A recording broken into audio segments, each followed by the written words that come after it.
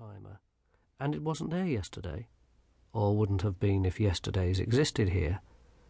Bony fingers close around it and hold it up to the light. It's got a name on it, and the name is Death. Death put down the timer. There was a movement in the air behind him. Death turned and addressed the figure that wavered indistinctly in the gloom. It looked vaguely like a grey-robed and hooded monk. "Why?" it told him. "I shall appeal." It told him there was no appeal. "I have always done my duty as I saw fit."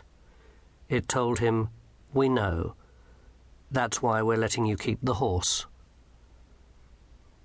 Windle Poons, oldest wizard in the entire faculty of Unseen University, was also going to die. He knew it. Of course, he mused as he wheeled his wheelchair over the flagstones towards his study. In a general sort of way, everyone knew they were going to die, even the common people. But wizards really knew. And no one had said anything. He'd mentioned it in the uncommon room, and no one had taken the hint. And at lunch, they'd hardly spoken to him. It was like not having your birthday remembered, only worse. He was going to die all alone, and no one cared. He bumped the door open with the wheel of the chair and fumbled on the table for the tinderbox.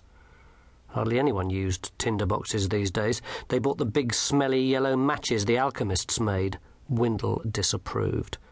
Where was that damn tinderbox? Fingers. You used to get proper fingers in the old days. Someone pulled the covers off a lantern. Someone else pushed a drink into his hand. Surprise! Death stalked into the sombre gloom of his study. Albert, his servant, was waiting with the towel. "Good morning, master." Death sat down silently in his big chair. "Have a nice day." Albert draped the towel over the angular shoulders and pulled back Death's cowl.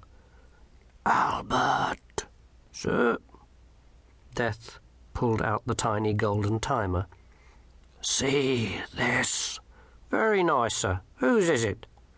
"Mine. A retirement present from Azrael himself."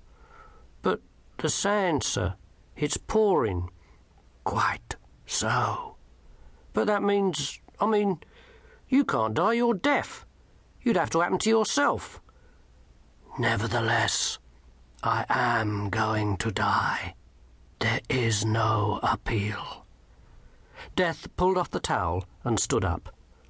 "Come with me." Albert ran crab-legged after the tall figure as it led the way down the passage to the stable, where, in the warm gloom, Death's pale horse gave a little whinny of greeting. The horse's name was Binky. He was a real horse. Death had tried fiery steeds in the past, but found them impractical, since they tended to set light to their own bedding. Death took the saddle and bridle down from their hook. "You're really going to die?" Albert said. "Yes, it will be a great adventure." "You're not afraid?" "I do not know how to be." "Master, if you go..." "A new death will arise." "Oh, you don't happen to know what he'll be like, do you?" "No." "Perhaps I'd better, clean the place up a bit, get an inventory prepared." "Good idea. When I see the new death, I shall heartily recommend you." "You'll see him then?" "Oh, yes. And now I must leave." "So soon?" "Certainly. Mustn't waste time." Death adjusted the saddle. "At last, I have time." Albert backed away nervously. "And what are you going to do with it?" Death mounted his horse. "I am going to spend it." The party was in full swing.